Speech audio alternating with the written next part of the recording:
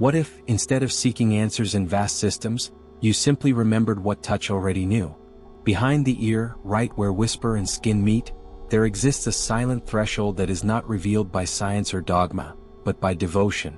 In a world that glorifies noise and speed, reclaiming the art of conscious touch is like lighting a lamp in the temple of the body. This journey isn't technical, it's alchemical. It's not about understanding but about feeling.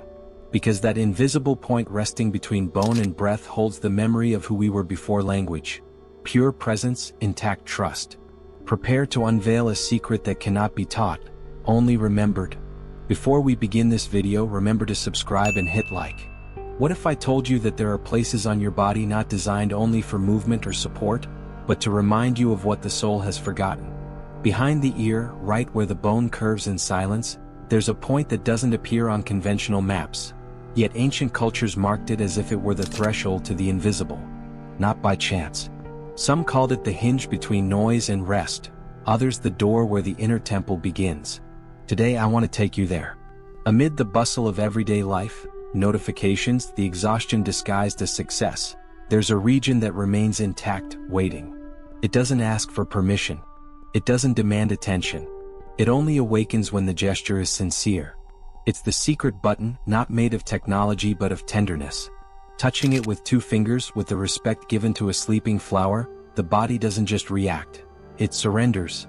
It's as if it says, someone is finally listening. That point, known as the mastoid zone, has been silently revered by traditions that understood the body as a sanctuary, not a machine. In Taoism, it was called the sleeping petal. In certain Buddhist schools, the ear of the soul. South American shamans touched it not to heal the body, but to release echoes of the soul. Have you ever felt peace when someone gently touched that spot, seemingly by accident? It wasn't just affection. It was a key. That point is connected to the vagus nerve, the switch of deep rest. When activated, the nervous system remembers something we've forgotten. We are not in danger. We can let go. We can trust. What's remarkable is you don't need complex rituals or years of training. You only need presence and skin. When we touch that zone consciously, we're not performing a massage, we're writing a prayer with our fingers. It marks the beginning of a sacred story, where the protagonist is not technical knowledge but devotion, because the body knows what is real. And a slow, intentional gesture can open doors the mind doesn't know exist. This chapter is the invitation to remember that true rest begins before sleep. It begins when you choose to return to yourself. So the next time the world refuses to quiet down, even when you close your eyes, place your fingers on that spot, like someone touching the edge of a sacred lake at dusk. And listen to what silence has to say. Did you know the body holds a language not written in words but in caresses? There are gestures that can't be taught. They live in the skin's memory.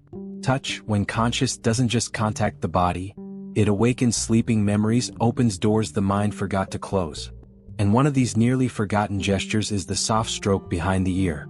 It's no coincidence that this point was revered by cultures that understood the soul also has anatomy. Ancient Taoist texts spoke of the sleeping petal, a metaphor for the place where spirit gathers. Monks touched it before meditating, like someone stroking the edge of a dream. In India, yogis integrated it into their pratyahara practices, withdrawing consciousness from the outside world to enter inner silence. In South America, healers pressed it with 2 joined fingers, as if invoking the soul's return to the body. It wasn't technique, it was ritual tenderness. Because when touch arises from presence, it becomes medicine. Touching is not the same as caressing. Pressing is not the same as invoking. And that point behind the ear, where the skin thins and the world quiets down, holds a key to true rest. It's where the body stops defending, the nervous system lowers its guard, and the soul can breathe. What modern science begins to uncover, the ancients already knew. That point connects to the vagus nerve, the sacred rest channel. This nerve, extending from the brain to the deepest organs, is an invisible highway communicating the body with peace. When activated, the heart slows, the breath deepens, digestion harmonizes. It's as if the body says, there's no danger. You can rest. The beauty is you don't need technology or elaborate rituals. Only 2 fingers, presence, and devotion. Touching the mastoid zone gently, like waking a flower, sends a message to the nervous system, we are safe. It's a gesture that not only calms but reprograms. because the body never forgets. And when you touch it truthfully, it remembers what it feels like to be loved. Imagine your nervous system as a garden. During the day, thoughts flutter like birds, emotions blow like wind through leaves.